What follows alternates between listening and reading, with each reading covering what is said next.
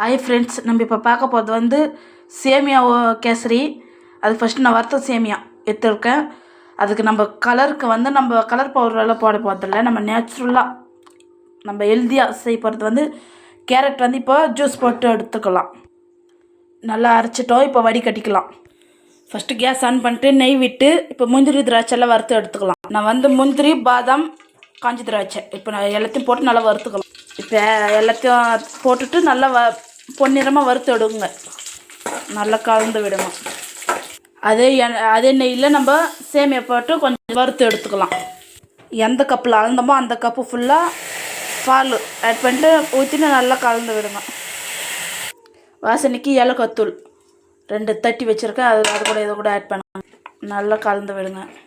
இது கூட நம்ம அரைச்சி வச்ச கேரட் ஜூஸு கலருக்கு ஆட் பண்ணிக்கலாம். நம்ம கலர் போட்டோம்னா கெமிக்கல். கேரட் அரைச்சி ஊற்றோம்னா நம்ம ஹெல்த்தியாக செய்யலாம். அதை ஊற்றிட்டு நல்லா கலந்து விட்டுட்டேன்.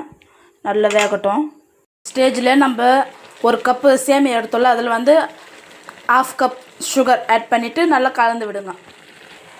நல்லா சுகர் வந்து நல்லா கரையிற வரைக்கும் நல்லா கலந்து விடுங்க. இந்த ஸ்டேஜில் நம்ம நெய் ஊற்றி நல்லா கலந்து விடுங்க. ஓகே ஃப்ரெண்ட்ஸ், இந்த ஸ்டேஜில் நம்ம முந்திரி திராட்சை எல்லாம் வறுத்து வச்சுருக்கோம்ல, இதில் ஆட் பண்ணுங்கள். ஓகே ஃப்ரெண்ட்ஸ், சுவையான சேமியா கேசரி ரெடி. ஹெல்த்தியாக உங்களுக்கு ஸ்வீட் ரெசிபி வேணுமானு என் சேனலில் சப்ஸ்கிரைப் பண்ணிட்டு லைக் பண்ணிட்டு கமெண்ட் பண்ணுங்கள். நான் உங்களுக்கு ஒவ்வொரு வீடியோவாக போடுறேன். நீ என் சேனல் சப்ஸ்கிரைப் பண்ணலன்னா சப்ஸ்கிரைப் பண்ணுங்கள் ஃப்ரெண்ட்ஸ். ஓகே ஃப்ரெண்ட்ஸ், பாய்.